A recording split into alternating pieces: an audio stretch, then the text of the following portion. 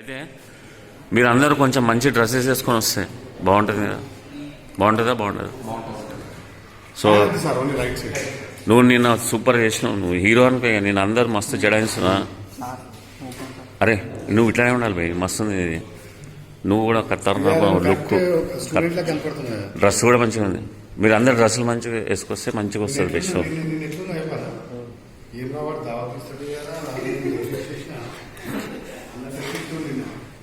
నువ్వు అందరికంటే ఇంటెలిజెంట్ కదా కాదా? సెకండా? లాస్ట్ కాదు, నేనే అడుగుతున్నా. నువ్వు టాపర్ అని చెప్పారు కదా. నువ్వు లేట్ వచ్చినావు కానీ మంచిగానే జాయిన్ అయ్యావు. ఎందుకట్లా సిగ్గుపడుతున్నావు? మంచిగా కూర్చో, ఫ్రీగా కూర్చో.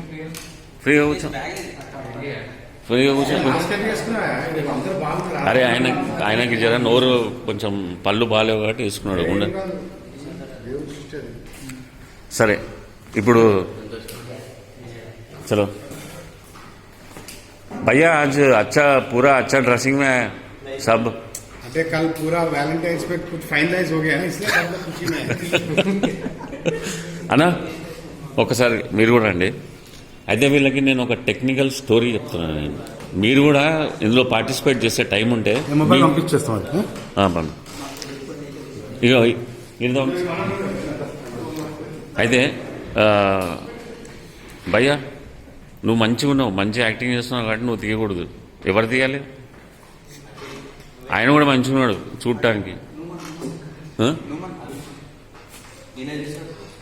ఆయన తీస్తాడు. ఆయన కూడా మంచిగా ఉన్నాడు. నువ్వు మంచిగా ఉన్నావా? వీళ్ళకి ఒక 10 డేస్లో ఒక జబర్దస్త్ ప్రాజెక్ట్ చేస్తున్నాం. దాంట్లో డీసీ మోటార్ స్పీడ్ కంట్రోల్ చేసి మనం చికెన్ ఫిష్ కాలుస్తాం ఒక గుల మీద. అది మామూలుగా ఎట్లా కలుస్తారు చెప్పు? బొగ్గులు ఉంటాయి, పైన జాలి మీద చికెన్ పెట్టి. అంటే నా దగ్గర ఉన్న నాలెడ్జ్ మీకు ఇద్దాం అనుకుంటున్నాను. సో నేను ఆటోమేటిక్గా గురువు ప్లేస్లోకి వెళ్ళిపోతాను నేను. సో మీరు గురువుకి రెస్పెక్ట్ ఇచ్చి హెల్ప్ చేస్తారని చెప్పి నేను ఎక్స్పెక్ట్ చేస్తున్నాను. సో నేను మీకు నాలెడ్జ్ అయితే 100% ఇస్తాను, అదైతే గ్యారంటీ. సో మీరు అందరూ ఎలక్ట్రికల్ చదువుకున్నప్పుడు ఎలక్ట్రికల్ ఫీల్డ్లో పనిచేసినా చేయకపోయినా కానీ ఈ నాలెడ్జ్ వల్ల మీకు బెనిఫిట్ అవుతుంది. ఎందుకంటే మీరు 4 years స్పెండ్ చేసి ఇంత బ్యూటిఫుల్ సబ్జెక్ట్ అని సింపుల్గా 10 daysలో మీకు అర్థమైపోతుందా లేదా? ఓకే.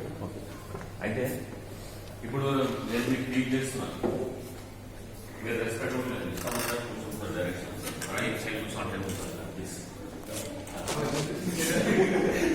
అటు ఇటు ఫేస్ పెట్టుకొని కూర్చుంటున్నాను.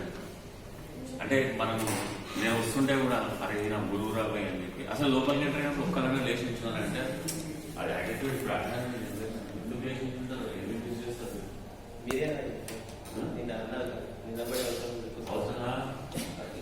మంచి స్టైల్ కూర్చోమంటున్నాను. నువ్వు ఎందుకు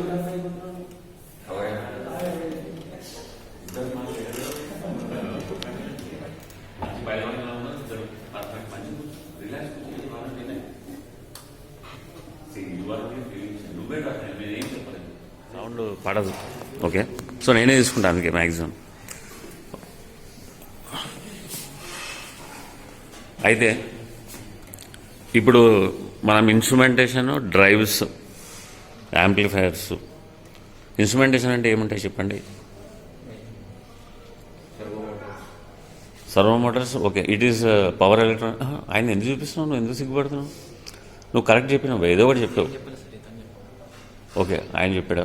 సరే. సర్వో మోటార్స్ నువ్వు చెప్పావా? Very good. అయితే సర్వో మోటార్స్ అన్నీ కొంచెం పవర్ ఎక్విప్మెంట్. ఇన్స్ట్రుమెంటేషన్ అంటే measuring equipment. What do you mean by measuring? కొలత అంటే ఏంటి? ఎవరు చెప్తారు? చెప్పచ్చు ఎవరన్నా. నువ్వు ఆయన 2 నిమిషాలు అటు ఇటు చూసినంటే లేనట్టే కదా. ఆన్సర్ ఉందా లేదా? అరే మల్టీమీటర్ ఈజ్ ఇన్స్ట్రుమెంట్. చప్పట్లు కొట్టండి. Screw gauge is also instrument. It's a measuring instrument. చప్పట్లు కొట్టండి. ఇంకా అరే ఆయన చెప్తున్నాడు. మీకు ఎవరికి ఒక్క ఇన్స్ట్రుమెంట్ పేరు కూడా తెలీదా? ఓల్డ్ మీటర్ అని చెప్పిండు, అయిపోయింది. ఇంకేంటి? మల్టీమీటర్లో ఓల్డ్ మీటర్ ఉంటుంది కదా.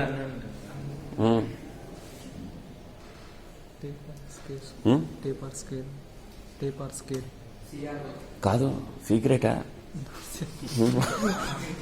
సీక్రెటా? సీక్రెట్ అన్న, నువ్వు లేచి నడవచ్చు. నువ్వు ఇక్కడికి వస్తే ఇంకా మంచిగా వినిపిస్తుంది కదా. మరి ఏం చెప్పండి చెప్పు ఆయన. చెప్పు ఏంది? Taper scale. Okay, scales are also measuring equipment. What do mean? CRO. ఇంకా అరే ఇంకా మీరు ఎలక్ట్రికల్ కాబట్టి ఎలక్ట్రికల్ ఎక్విప్మెంట్స్ చెప్తే బాగుంటుంది కదా. అంటే థర్మోకపుల్ విన్నారా? ఆర్టీడీ విన్నారా? థర్మోకపుల్, ఆర్టీడీ. మీరు ఎలక్ట్రికల్ బయట ఇండస్ట్రీకి వెళ్తే అన్నీ ఇవే కనబడతాయి మీకు. ఓకే, ఓ పెద్ద బ్లాస్ట్ ఫర్నేస్ ఉంది. ఫర్నేస్ లోపల టెంపరేచర్ మెజర్ చేయాలంటే ఏం పెడతారు? థర్మోమీటరు నువ్వు జ్వరం వస్తే చూసుకునేది. అయితే ఆ ఇన్స్ట్రుమెంట్ ఎలా పనిచేస్తుంది? థర్మోకపుల్ అని బైమెటాలిక్ జంక్షన్, రెండు డిఫరెంట్ మెటల్స్ హీట్ అయినప్పుడు మిల్లీ వోల్ట్ జనరేట్ అవుతుంది. దాన్ని యాక్టివ్ ట్రాన్స్డ్యూసర్ అంటారు. సో ఇట్లాంటి సబ్జెక్ట్స్ అన్ని మనం కవర్ చేయాలి కదా. టైం తక్కువ ఉందా లేదా? మీరు ఫాస్ట్గా చెప్పాలి. అందుకే measurement. What do you mean by measurement? అన్న నేను వాళ్ళని తీసినా కదా, నువ్వు నన్ను తీయాలి. One is measuring the product height. Okay, next measuring Item. Okay. ఇక్కడ దీనిలో చాలా ఇంపార్టెంట్ టర్మ్ ఒకటి ఉంటుంది. అది అర్థమైతే మెజర్మెంట్ గురించి బాగా తెలుస్తుంది, నీకు వెలుగుతుంది. చెప్పు అసలు మెజరింగ్ అంటే ఏం చేస్తాం భయ్ మనం? ఇప్పుడు నువ్వు షాప్కి వెళ్ళావు, చేపలు కొన్నావు. ఒక చేపకి అయితే రాసి ఉంటుంది, దాని మీద ట్యాగ్ వేసి ఉంటుందా? అన్నా దా దా దా అన్నా. అది మంచి తయారు చేసిన అంటే అందరు చూసుకున్నారు. అరే వీడు వీడియోలు చూస్తుంటారు మంచిగా ఉండాలని చెప్పి అందరు మంచి తయారు వచ్చారు అన్న. రేట్ ఎందుకు అయింది అన్న? ట్రాఫిక్ సేమ్ ఆన్సరా? నువ్వు దూరం చూస్తావా? మరి కాలేజ్కి లెటర్ రాయి షిఫ్ట్ చేస్తారు కదా మీ ఇంటి దగ్గరికి. ఈయన బాగానే పోయాడు అంతే కదా. కాలేజ్ ఇంటి దగ్గర షిఫ్ట్ చేస్తే అయిపోతుంది కదా. Best. So we're discussing about measurement. What is measurement? ఒక చేప ఉండడానికి వెళ్ళావు, fish. You went to purchase fish. Okay, నేను తెలుగులో చెప్తా, ఎవరు ఇంగ్లీష్లో చెప్తారు? బాగా చెప్తాను, గట్టిగా చెప్పాలి. నేను ఒక చేప కొనడానికి ఫిష్ మార్కెట్కి వెళ్ళినా. ఓకే, చెప్పు ఇంగ్లీష్లో. You gone to the fish market, sir? What for? To buy a fish. Okay, I went to fish market to buy a fish.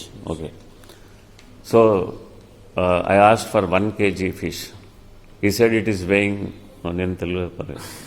నేను 1 kg చేప వేయమని చెప్పాను. ఆయన సార్ చేప పెద్దగా ఉంది అని కేజీ 700 గ్రాములు వేసాడు. చెప్పు ఇంగ్లీష్లో. Kg 700. I asked you to give the 1 kg. I told English translation has been assigned to one person already. Are you interested?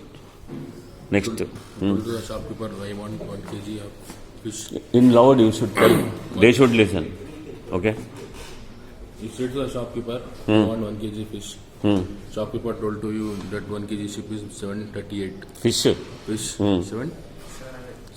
No. I asked for 1 kg.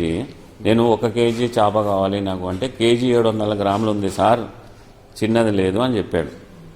Wait చేసిన తర్వాత ఇది ఇంగ్లీష్లో చెప్పాలి. Shopkeeper told to you, sir, 700.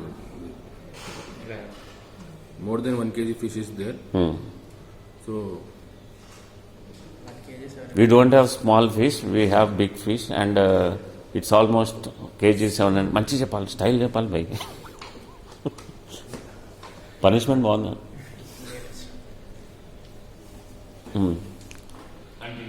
సరే, okay. Second point, direction also should vary. Okay, ఒకవేళ half cycle అయిందని అప్పుడు AC అవుతుందా డీసీ అవుతుందా? మనం డీసీ అని పిలుస్తాం, ఆఫ్ వేవ్ రెక్టిఫైయర్ అని. ఓకే, ఎందుకు? డైరెక్షన్ మారుతుంది కదా. So direction is also important. Direction should also అంటే 2 variables, magnitude should vary, direction should vary. AC. DC అయితే ఇప్పుడు ఒక 5 వోల్ట్ 24 వోల్ట్ ఉన్నది 24 volts 0 it is always steady 24 constant so there is no variation in magnitude no magnitude change అవుతున్నప్పుడు conductor కూడా ఉండాలి చెక్కలో వస్తుందా చెక్కలో రాదు వైర్లోనే వస్తుంది అది coil Conductor is placed in a magnetic field. It forces a varying magnetic field will induce EMF. EMF in the conductor. Okay. So AC తోటే మనకి ట్రాన్స్ఫార్మర్ పనిచేస్తాయి ఎందుకు ప్రైమరీ నుంచి సెకండరీకి ఇండ్యూస్ అవ్వాలి ట్రాన్స్ఫార్మర్కి ఇస్తావా సింబల్